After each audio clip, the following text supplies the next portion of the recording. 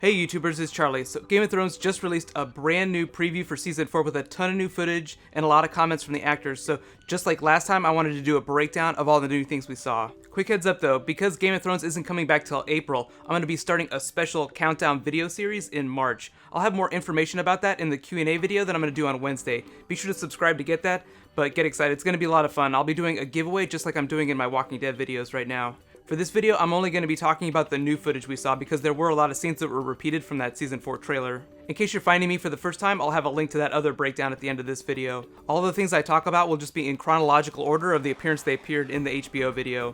Careful for spoilers if you don't want to know anything, but cue the dragons. Let's go. In the pre-roll, the forge is being used to melt down Ned Stark's giant two-handed Valyrian steel greatsword. It's being made into two smaller blades. The larger one on the left is Oathkeeper, and the smaller one on the right is Widow's Wail. 2. This is the new home where Dany's dragons live, beneath her new home. There's actually a screenshot of that building later in this video that I'll include. Remember that last shot of Drogon in the video? Yeah, he's big. 3. Joffrey plays with one of said new blades. 4. Arya takes back something she lost at the crossroads. 5. Bronn teaches Jaime to learn to fight with his left hand. 6. Bran tries to communicate with the three-eyed crow. 7. This is the first good shot of the new actor playing Daario. 8. This is the Red Viper and his lover, Ellaria Sand. We didn't see her in the Season 4 trailer. 9.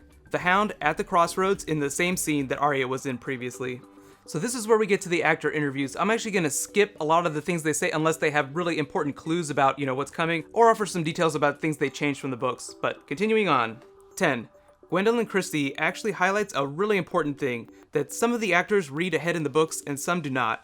She obviously did, but a good example of someone who does not pay attention to the books is Peter Dinklage. The ones that don't mostly just do it out of concern that it'll hurt their performance for some really important scenes like the wedding to Sansa or all the big action set pieces this season. 11. David Benioff actually says something really important here, that some of the biggest scenes come at the end of the season. We can talk more about the timeline in one of my future videos maybe. 12.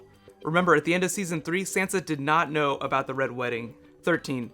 If you look at the slate, it says Episode 6, and in the background you can see the Red Viper, Tywin, and Mace Tyrell. He's kind of fuzzy though. They're the people presiding over Tyrion's trial. This is actually pretty huge, so we can all adjust our timelines accordingly.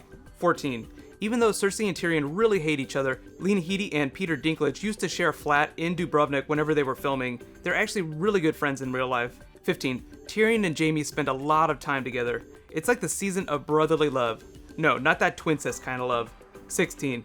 This is the first on-set interview with Pedro Pascal that HBO has posted. He hasn't officially said a lot about himself as the Red Viper before this. 17. More slates. So this says from Episode 5. In the next slide, you can actually see Cersei in black, so we can probably adjust our timelines just a little bit more. I hope you're getting excited because it seems like big events are getting pushed forward and forward and forward in the season.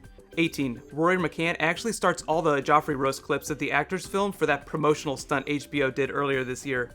It was Maisie Williams and a few of the other actors making fun of Joffrey. 19. This is a much better shot of the royal wedding feast. 20. The scene that they talk about that takes up half the episode is most likely the banquet and the wedding combined. Look at all those extras. It's the biggest scene that they've filmed since the Season 1 premiere. 21.